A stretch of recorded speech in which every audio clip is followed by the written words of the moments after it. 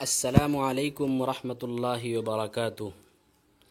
استقبال ہے آپ کا ہمارے یوٹیوب چینل الخیر جنرل نالج میں۔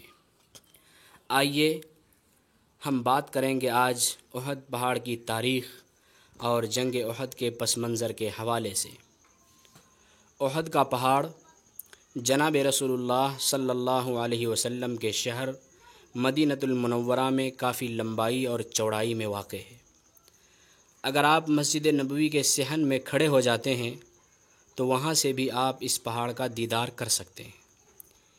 اسی پہاڑ کے دامن میں تاریخ اسلام کی دوسری سب سے مشہور جنگ احد ہوئی تھی۔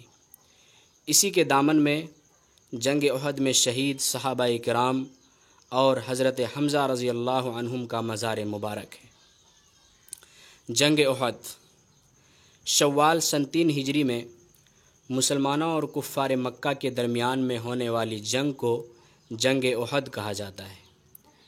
یہ جنگ تاریخ اسلام کا دوسری سب سے مشہور جنگ ہے۔ دراصل جنگ بدر میں لشکر اسلام صحابہ کرام کو ایک شاندار فتح حاصل ہوئی تھی اور لشکر کفار کو بھاری ذلت اور شکست کا سامنا کرنا پڑا تھا۔ اسی شکست کا بدلہ لینے کے لیے دلوں میں انتقام کی آگ بھڑک رہی تھی۔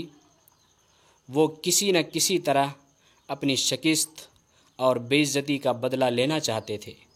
چنانچہ ابو جہل چونکہ غزوہ بدر میں مارا گیا تھا، اس لیے لشکر کی قیادت ابو سفیان کے ہاتھوں میں تھی۔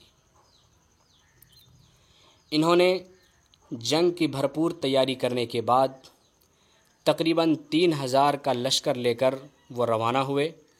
نبی کریم صلی اللہ علیہ وسلم کو جب اس کی اطلاع ملی تو آپ صحابہ کرام کو ساتھ لے کر روانہ ہوئے اور احد پہاڑ کی دامن میں جنگ کی نوبت آئی۔ اس جنگ میں ایک چھوٹی سی چوک کی وجہ سے لشکر اسلام کو شدید نقصان کا سامنا کرنا پڑا۔ اگر آپ اس طرح کی چھوٹی چھوٹی جانکاریاں حاصل کرنا چاہتے ہیں تو آپ ہمارے یوٹیوب چینل الخیر جنرل نالج کو سبسکرائب کر لیجئے۔